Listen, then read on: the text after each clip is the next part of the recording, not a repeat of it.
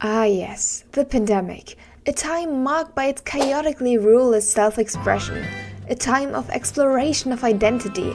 A time of being shielded from judgment. Probably because of the absence of judgment, Little Tab decided it would be a good idea to start cosplaying. In fact, a lot of people started cosplaying during lockdown. An entire generation of cosplayers was born that never experienced overcrowded halls, overpriced con food, and free hug signs. Due to this, the new cosplayers behaved and acted differently online and offline outside their four walls. But how should I know? I'm part of the group of cosplayers who has never cosplayed in public. So let's change that. And I won't just vlog, I will gather information. Detective Tab is at it again. Today's objectives are the following. How does the public react to cosplay? And are convention myths actually true? We now know what questions we strive to answer, but where will we investigate? It's time to introduce HanaCon. But before we take a look at what awaits me in 2025, we'll take a short detour into 2022. Yeah.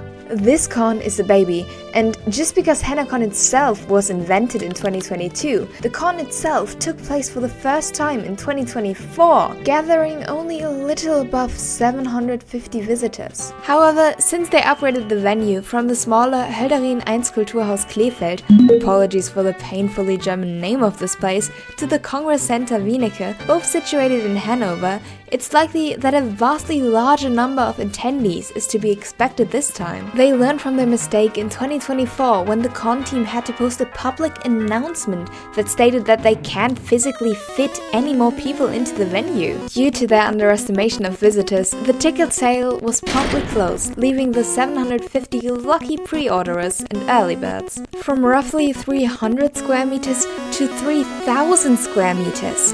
This year's stage area alone provides enough space to fit all of last year's visitors. It's still a fairly new convention though. Despite its upgrade in location, we surely can't expect much from the program, can we? If we compare the event plan from last year to this year's, they look pretty similar. Both offer the typical convention activities like autograph signing by voice actors, live music and K-pop dance performances, cosplay workshop and catwalks, and anime quizzes. But there's this one thing that sticks out this year, the main attraction. A Vocaloid concert. Yes, at the con, included in the con tickets. Even though that made the price of Saturday, the day of the event, pricier than Sunday. Well, money doesn't grow on trees, and since we didn't know what made Saturday that special when we pre-ordered the tickets, we chose to attend only on Sunday. If I knew that that meant missing out on something that's likely a once-in-a-lifetime experience, I would have paid those extra bucks. What do you mean you got to see Hatsune Miku for only 10 extra euros? We even saved 8 euros by pre-ordering, so in reality I was only 2 euros away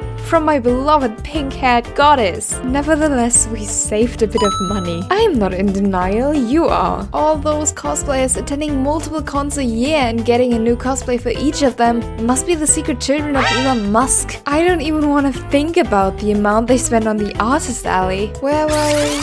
Oh, right. Now that we know what we're dealing with, we can finally make our way to the convention. Well, that is after we get into cosplay and film a few TikToks. You know where to find me. Now we're ready to go. With we, I'm not referring to you, the viewer, and I, but rather my mom and I. She's accompanying me because I don't have any friends. It's time to gather observations for our investigation's first objective. How does the public react to cosplay? And where better test this than public transportation? Wait, no, I'm not brave enough to do that quite yet. Instead, we're driven by a friend of my mother, someone who has nothing to do with cosplay and anime. In other words, he's the public. I obviously can't really share the conversation. It's in German and he's not fine with that. But that's not necessary since he said nothing about the cosplay, but instead about my permanent tooth gap. He thought it was fake, but there was no shame coming from him.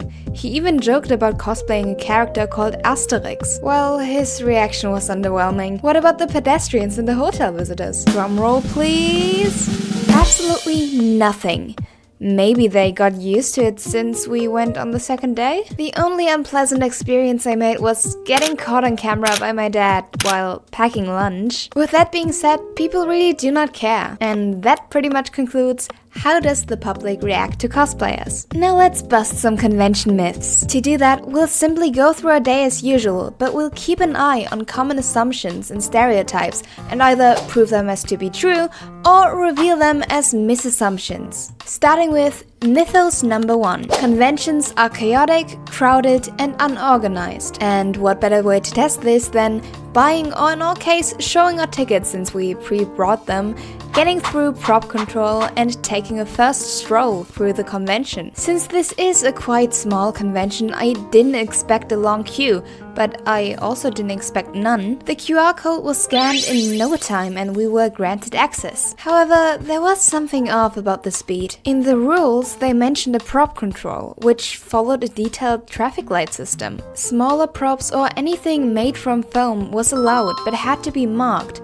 My shield belonged to this category. All props longer than 1 meter and 50 centimeters and props that are mainly made out of wood or any hard material were allowed to be locked in a safe during the convention. And of course, all actual weapons are banned from being brought to the venue. Those are some very reasonable rules if they were actually acted upon. The prop control went so fast because there was none to begin with. Honestly, there weren't any cosplayers breaking them, but at every con you will find at least one military cosplayer, this con included. As somebody in the con bubble, you expect to see them.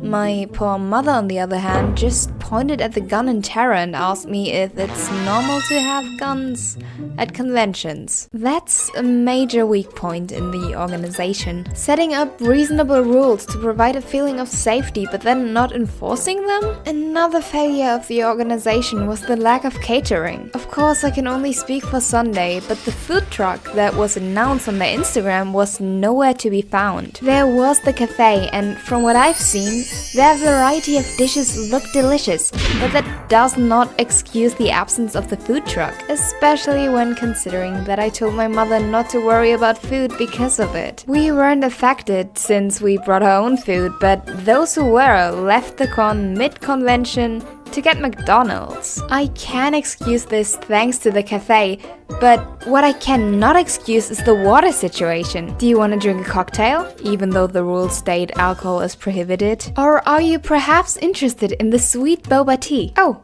you don't want to drink something that is sweet. What about wine? Wait, that's also alcohol. There were no cups, no water bottle sales, no. Nothing. If you didn't want to drink something sweet, alcoholic, or caffeinated, you're screwed. But that's where my criticism ends. The convention was neither chaotic nor stuffed. Sure, the walkways of the artist alley could have been wider, but in proportion to the amount of visitors, their size was enough. The booths sitting back to back allowed for banter between the shop owners, which meant you wouldn't feel watched when looking through the goods. The smaller space didn't contribute to chaos. We can summarize that HanaCon learned from the crowding issues in 2024 and provided more space, but that the team still needs to work out organization details and stay consistent with rules. I declare the myth, conventions are crowded and unorganized, as partly busted. Moving on to mythos 2. Conventions aren't suitable for children. This myth is of course referring to the body pillows, the lewd cosplays, and the not safe for work pieces in the artist alley. I am not putting special kids programming or family-friendly routes into the equation, since this con only really exists since last year. In addition, I feel sort of weird filming lewd cosplayers, even with their permission, so you will just have to take my word for it that all the cosplayers, even those from adult media, chose covering cosplays, or at least not suggestive ones. Now let's tackle the bigger concern, the body pillows, figurines, and lewd items for purchase. Walking through the artist alley, I kept an eye out for anything that will make a Karen cover her little Timmy's eyes and scold you for how inappropriate this is. The naughty stuff that was there was just out on display. And another thing that was just out on display was the tattoo booth. Is that a normal thing to find at a convention? An outright adult-only section didn't exist. quite the contrary. Right beside the Holy Miku cutout and back to back with the VocaFest booth was the only adult-only shop. Quite ironic, isn't it? To be fair, I didn't see any peaches, dingalings or bazonkas, but I've come close. But an 18 plus area really wouldn't have fixed this. The questionable imagery was scattered between Genshin pins and Anya, out of all characters. So I guess there is truth to that. Myth confirmed. And while we're already in the artist alley, let's check Mythos 3. Conventions are overpriced. I have a theory that this is just a misconception by consumers not understanding that artists, especially independent ones, also need to eat. But let's investigate to be certain. So where do we draw the line between fairly priced and overpriced? I'm not arrogant enough to tell somebody that their art isn't worth my money. However, I am arrogant enough to compare the prices of their online shop to the ones on display. Today's first victim representing independent artists is Mia Mouse, for the pure reason that the prices were really easy to view and that they sold socks. I love cool socks. On the topic of socks, they cost 15 euros in person, about 10 cents more expensive than on their website. However, raising or rounding up the price allows easier cash payment, and 10 cents really doesn't make anything overpriced. This is a good start. Sadly, their mini pins don't hold up with this philosophy. Online, they're 9.90. If we applied the same rule as before, the IRL price should be 10 euros, right? Nope, it's 12 euros instead. With rare exceptions, the in-person price was 2 euros and 10 cents more expensive. That's an increase of 20%. What about the dealers though? Let's head to the remote fashion area. Our victim, this skirt by Dear My Love, costing 64.99 in person. I am really doubting my researching skills here, because apparently this skirt is supposed to cost roughly 26 euros when converted from yen. This is the skirt on Dear My Love's website. This is the conversion I made. Please let this be a mistake. If it wasn't one, this would mean an increase of 65%. Even if a bit of that increase will be due to shipping, that's unacceptable. That was unexpected. What's not unexpected though is pricey catering. Convention food being expensive is such a common occurrence that hundreds of cosplayers post on social media about it. But is there truth behind those videos? Apparently not here. Well, how would I know? I didn't even find the food truck. Luckily, a food truck club posted about their collaboration with HanaCon on their Instagram and included prizes. Of course, I cannot judge about the serving size or quality, but on the first glance, these seem very average to me. So overall, are cons overpriced? Maybe. Do artists have to pay for their hotel, transport and booth in addition to their usual expenses?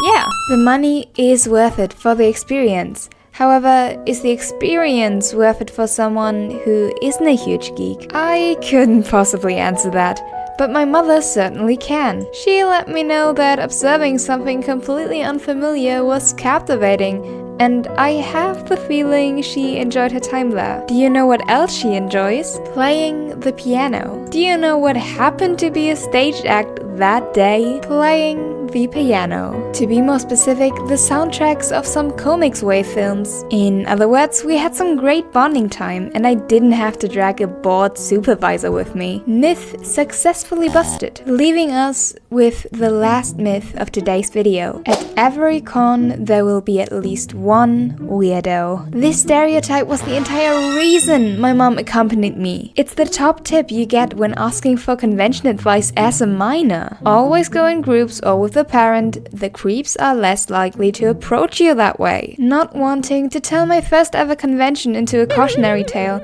and because public transportation is quite out of the question, I took that advice alongside my mom to HanaCon. To my surprise, I was the one starting conversations and asking for pictures most of the time. The other cosplayers acted like event veterans, already having found their con companions.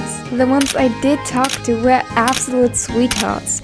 They just accepted me into their activities, despite me not being a part of their gang yet. Even the non-cosplaying adults I met at the improv workshop were careful not to cross boundaries. Nothing was ever suggestive there, and that despite the very comedy-heavy atmosphere. The host asked if there were any minors present.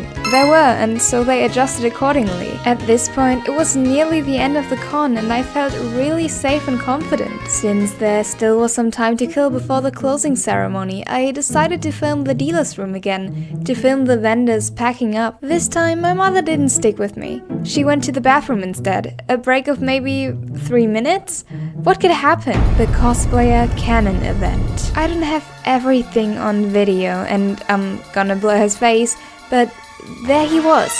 The guy who's about to make me feel really uncomfortable. Mind you, I am 1.65 meters, have a permanent tooth gap, and I mean, you can hear my voice right now, I don't sound or talk like an adult. This grown man, probably over 30, almost 2 meters tall, stopped me with the words, "Hey Link, stop while you're already here. Let's take a pic." Of course, this was all in German, but man, I was not expecting him to ask me for a picture. There was this super realistic and overage Link cosplayer too. Why not ask them? Still, I let him take the picture since beside him being older and tall, he didn't do anything weird. He continued pretty casual as well, asking me for my favorite Zelda game, to which I shortly replied since I didn't want to be rude but also run off to my mom as soon as possible. Luckily, I didn't have to because my mom approached from behind. This guy had to know how sketchy starting a conversation with a minor is, since as soon as he recognized that my mom was in fact my guardian, he immediately stopped talking, even though he was in the middle of mansplaining Zelda to me. I know in the grand scheme this sounds tame, but it was my first encounter of that sort ever, and I'm counting that as NIF confirmed. This leaves us with the following end result.